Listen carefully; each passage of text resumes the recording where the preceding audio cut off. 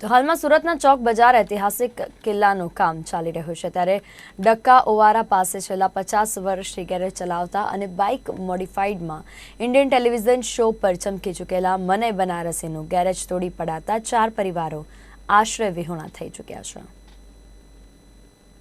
એક તરફ પ્રધાનમંત્રી નરેન્દ્ર મોદી સ્કિલ ઇન્ડિયા અને મેક ઇન ઇન્ડિયાની વાતો કરે છે, ત્યારે એ જ સૂત્રને સાર્થક કરતા ભારતના ટેલેન્ટેડ બાઇક મોડિફાઈ કરતા અને અનેક ટેલિવિઝન શોમાં ચમકી ચૂકેલા અને અનેક એવોર્ડ વિજેતા એવા મને બનારસીના મોટાભાઈ મજીદભાઈ બનારસીને સુરત મહાનગરપાલિકાએ કોઈ વૈકલ્પિક જગ્યાની ફાળવણી કે વળતર વિના જ 50 વર્ષથી કિલ્લાની દિવાલ સાથે આવેલું તેમનું ગેરેજ તોડી પાડ્યું હતું।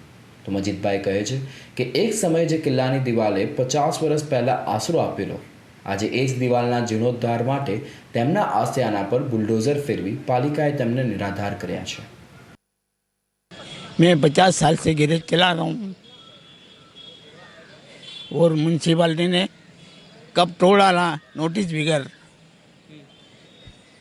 और कोई जवाब दिया नहीं हमको कि कब देंगे क्या करेंगे, बोले कुछ मिलेगा नहीं, तो आके तोड़ डाला। बहुत मुसीबत, हमको खाने के फांपे हो गए। मेरे मनाई भाई थे, छोटे थे मेरे से, उन्होंने नाम कर दिया था, अखी गुजरात का नाम था। वहाँ नंदी बेन से मिले थे, बोले मैं करा दूंगी। अब वो तो रिटायर हो गए, तो फिर कुछ बात चली नहीं। हमको जगह के बदले जगह दे दो, या तो इधर कहीं छोटी जगह दे दो कि हमारा घर तो चले। हमारे लगभग 4 फैमिली थी हमारी, और एक ही गैरेज में काम करते थे। वो चारों खाते थे और 6 आदमी थे, वो भी भूखे मरते। મજીદભાઈના ભાઈ મનઈનું થોડા સમય પહેલાં હાર્ટ એટેકથી નિધન થયું હતું। તેનો આઘાત હજી દિલમાં જ હતો।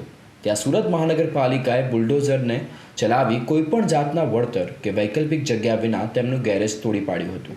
જોકે તત્કાલીન મુખ્યમંત્રી આનંદીબેન પટેલે તેમના નાના ભાઈની સ્પોર્ટ્સ બાઇક મોડિફાઈની કળાને વખાણી હતી અને પાલિકાને વૈકલ્પિક જગ્યા માટે વિનંતીભર્યો પત્ર પણ લખ્યો હતો, પરંતુ પાલિકાએ કોઈપણ જાતની પરવાનગી વિના ગેરેજ તોડી નાખતા હાલ તેઓ શોકગ્રસ્ત થયા છે અને પાલિકા કમિશનરને મદદની માંગણી કરે છે।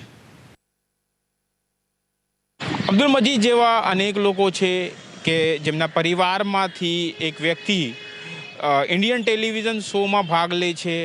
તત્કાલીન મુખ્યમંત્રી આનંદીબેન પટેલ જેને સરાહે છે, અને છતાં તેમના પરિવાર હાલ ખાવા માટે ફાફા છે, તેમના પર સાથે નિર્ભર અન્ય 6 લોકોના પણ ખાવા માટે ફાફા છે।